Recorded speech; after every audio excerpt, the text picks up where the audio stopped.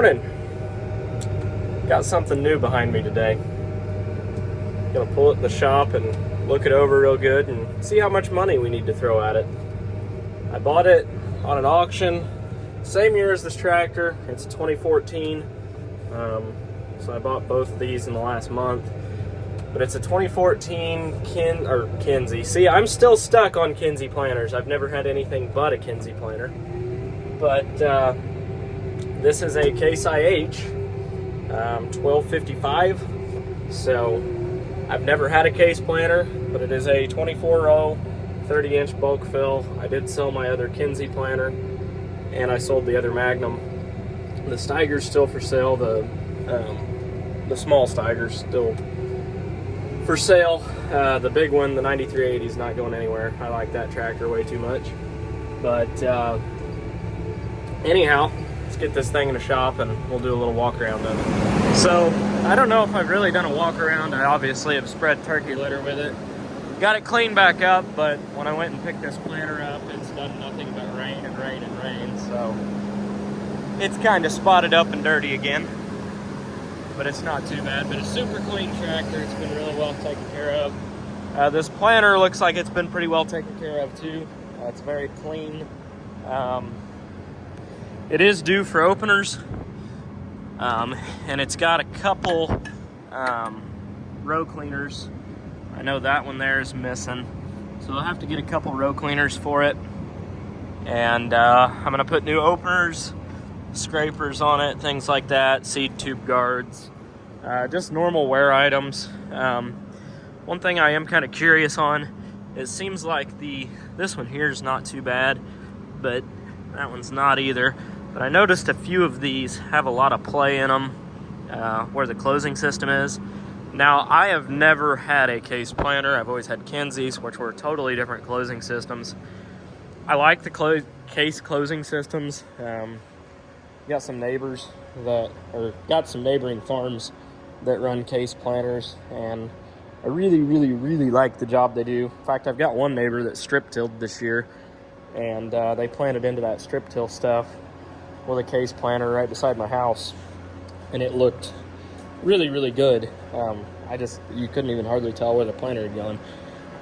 There was you couldn't hardly find the seed trench out there, which I really like because there was no sidewall compaction whatsoever.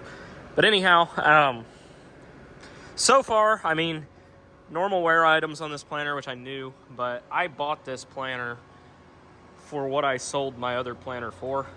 So I went from a box fill Kinze 1631 to a bulk fill 24-row for the same money, essentially. So I'm not upset about it. I mean, I'm going to be out maybe $5,000 for swapping planters, and that's just what it's going to cost me in wear parts to rebuild this one. But honestly, my Kinze, the guy that bought it, I think he's going to run it another season with the openers and stuff that's on it, but they are getting worn down. So it was due for a rebuild fairly soon as well. It wasn't quite this year.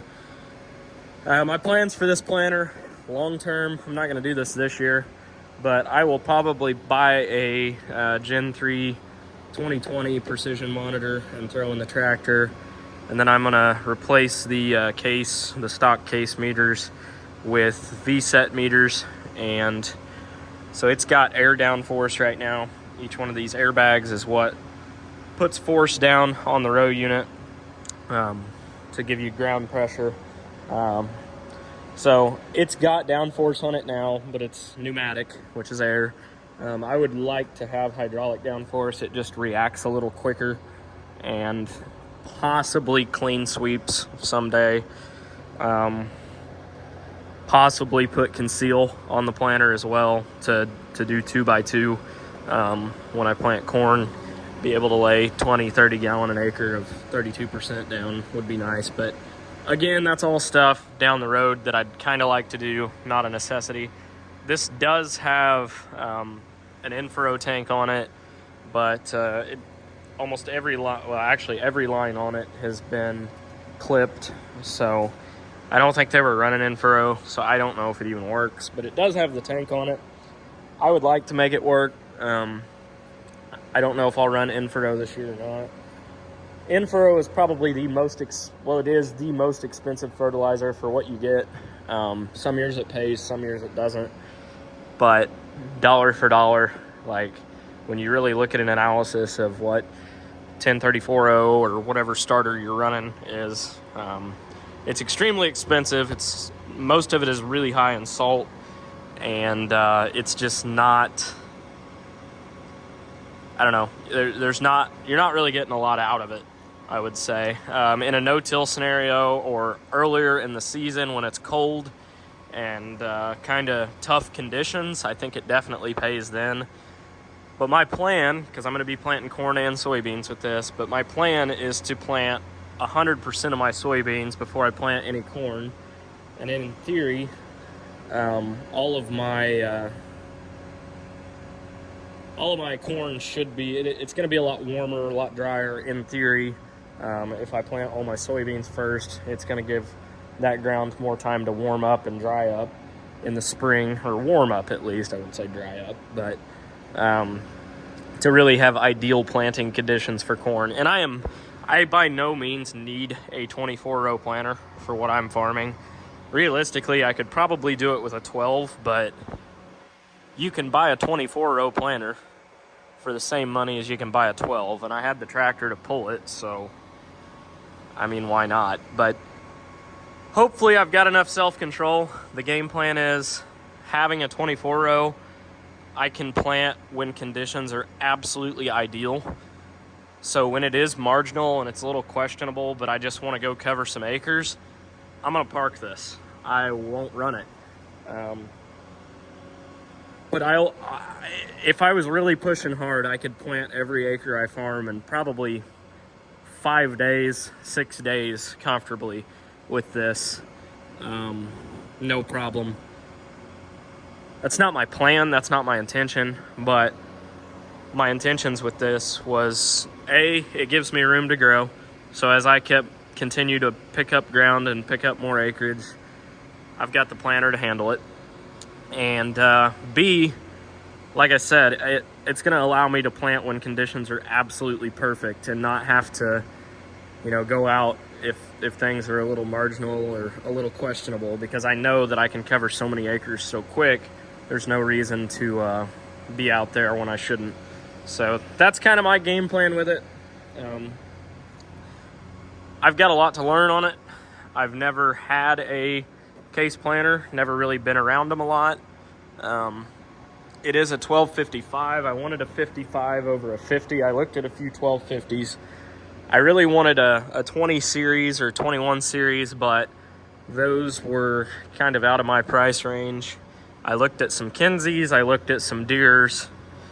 This is what I landed on because it has row clutches, it's got downforce, and for the money, I feel like this was the best buy for what my budget was, to get as many options as I could without going over budget. So again, I'm gonna be out maybe $5,000 to rebuild this planter, but otherwise I sold my last one for what I paid for this.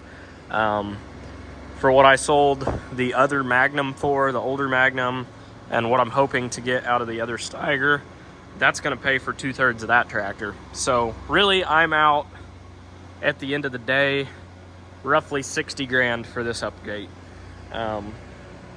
which to go from mid-90s model tractors and the planter I had to this setup here for $60,000, I feel like I'm doing pretty good there. So hopefully it's good to me. If it is half as reliable of a tractor and planter as the Boxcar Magnum and the Kinze planters were for years, I'll be happy. That is one thing I can say about that. All the Kinze planters I've had, I don't have a bad thing to say about them. They're stupid simple. They plant a really good stand. And yeah, I mean, I've grown a lot of 250 plus bushel corn and a lot of 70, 80, 90 bushel soybeans with what people would call old planters. All right, we are unhooked perfectly. I mean, there is not much more that door is barely gonna close. And then if you come back here, I'm not so sure I didn't rub the door. No, I didn't, but it's a good thing I didn't get one of those 25 row planters, or there's no way it would have fit. Anyhow, that's what I just thought I'd do a little walk around since there's new paint on the farm. And usually people get excited about new paint, but haven't actually had it hooked up yet. Like, haven't ran it or done any of that fun stuff. I've just lifted up the 3-point or 2-point, whatever you want to call it, and drug it home and put it in the shop so it's out of the weather. But yeah, that's what I got today. Well, hello YouTube. It has been a minute since I have recorded anything. It's probably been a good 2-3 weeks. But got the tractor in here today and a whole lot of lights. So I've got Tiger lights for the front. I've got Tiger lights for the top of the cab. And I've got Amazon lights for basically every other light that's halogen on the tractor. Now, for whatever reason, half that tractor is LED and HID bulbs, and the other half is the old halogen bulbs. That annoys me. Like, it's half white light, half yellow light, and that's dumb. It needs to be all or nothing. So we're putting bright lights on, which I've done to literally every piece of equipment I've ever owned. So it's expensive, but I like to see at night, and I farm a lot at night. I did get my Midland radio stuck in this tractor and the iPad mounted. I have not. I would like to, within the next few weeks, hook up the planter, but Midland radio, iPad, all that's in here now, nice and comfortable where I want it. So yeah, without further ado, I can't talk. We're gonna wire up some lights. Now on the, this is a 2014, and the 2015s, they actually went to a different style cab on the top. They have oval style lights, and all these lights are oval style lights, which is kind of why I went with these. Make it look like the updated Magnum. But I don't know, there's just 6 of them.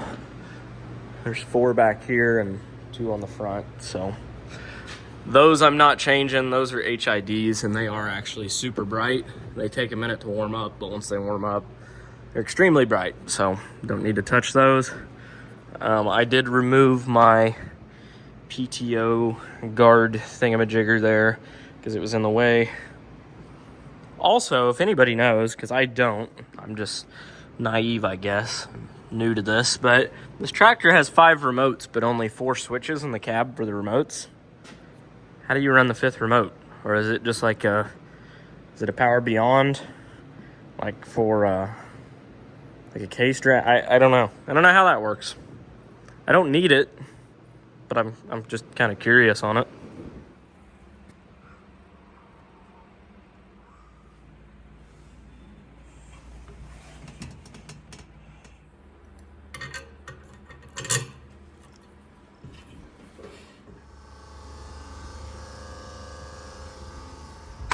Had to get a little creative on this one. That's the old bracket there. And that light would not fit there, and even if it did and I bent it out, it was going to be facing straight forward, and it needed to be pointing this direction out at like a 45. So I just tack welded on another bracket. I don't love welding on a tractor, but it'll work. Well, the other day I started to record putting lights in this thing, but then I got busy and just did it. So it's got new LEDs in here, there, up there on top of the cab, and then I put 4 of those oval LEDs on the back of the cab up there too. So it's bright enough to blind Helen Keller, and the radio is loud enough and Bluetooth enough to make them deaf too, or deaf, that one. I can't talk. And I got a tractor mat put in here, so that's nice as well. But anyhow, we are going to go pick up a ripper that I got a flat tire on like a month and a half ago, and for whatever reason this seat won't stay aired up. It's kind of annoying. It doesn't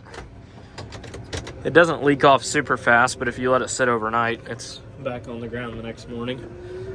So that's kind of annoying. I need to figure out where that's at, because that's slowly gonna drive me nuts. But I'm gonna go pick that ripper up and drag it home. It's a nice 60-degree day today, so good day for it. I'm gonna pick up the little man up at the house, and he can go right up the road with me. He'll like that. He is ready to go. We also got a model of this tractor and the exact same model of the planter that I bought too. Because my rule of thumb is every piece of equipment that I have or have had on the farm, I try and get a 1/64th model of it as well. So I'm looking to get a display case to put in my office and have all of them in there, but you want to put your seatbelt on? Yeah. Yeah. Let's get strapped in. Oh, I don't even know where it's at. There it is. There you go. What are you doing? What are you doing with your hands? There you go. That's definitely just as safe as a car seat. Let's go. You gonna tell the dogs bye? Bye, dogs. All right.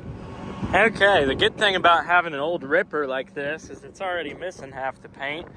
So it's not gonna hurt it to sit outside one bit. So I'm gonna unhook it in the most out of the way-ish spot, hidden behind some hay bales.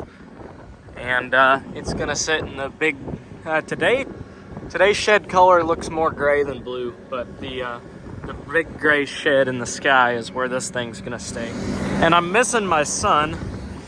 He wanted to play on the hay bales, but he seems to have disappeared. So now I've got to crawl up here and figure out where he went. He's made it all the way down there. Nice. And now he's attempting to crawl underneath the hay bales.